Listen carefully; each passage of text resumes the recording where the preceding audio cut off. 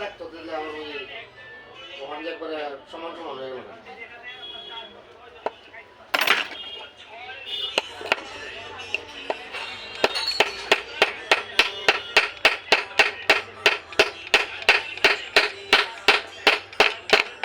হেব্বি শক্ত সাহা ভাঙতে